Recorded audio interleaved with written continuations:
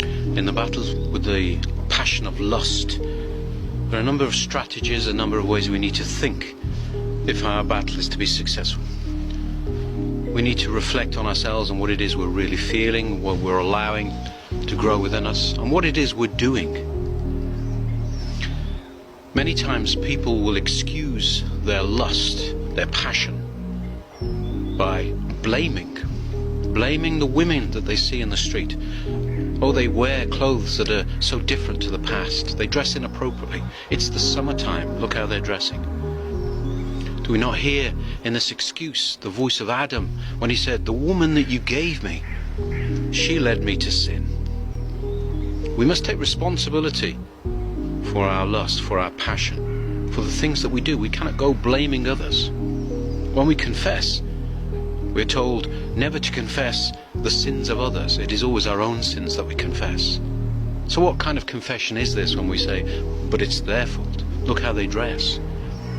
And we must ask ourselves, if my mother, my sister, my daughter were to dress in this way, would it evoke these kinds of passions within me? Hopefully, most people would respond, of course not. Why then? Because already we feel differently towards these women than the women that we are allowing lust and the passion to overcome us towards. Why? Because we love these people. We love these people truly. Our sisters, our mothers, our daughters. We already carry in our hearts love for them.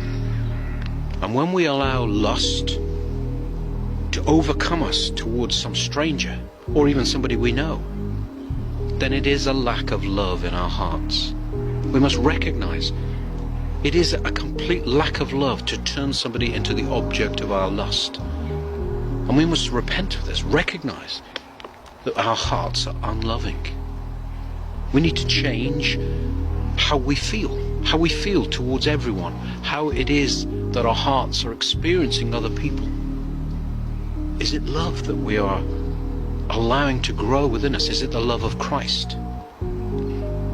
Or is it something more, something different? And are we feeding this lust and this passion? Nowadays, of course, many young men feel they are trapped by pornography. It's so available.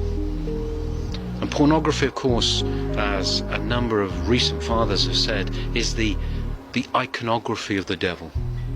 It is the iconography of the devil. It is evil. And it fuels evil within us. It fuels the passions. It fuels lust. It reduces all women in our mind and our heart to something that gratifies our feelings. It reduces women in this way. Human beings made in the image of God are then reduced to something that will satisfy our desires. Again, this is evil.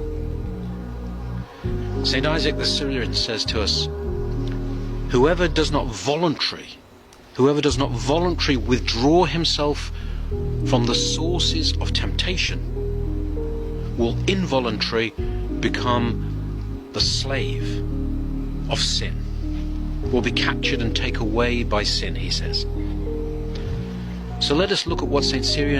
Isaac the Syrian is saying here, that if we do not voluntarily, if we do not choose to deny ourselves, to turn away from those things we know stir up the passions within us, then involuntarily, against our choice, we will be dragged away by sin. We will become slaves of sin. We will be captured. We will become servants of evil. We will find ourselves incapable of resisting sin because we will become the slave of sin. So we must first, as with all temptations which must be cut off at the root before they begin to grow, we must choose to deny ourselves, to reject those things that fuel temptation.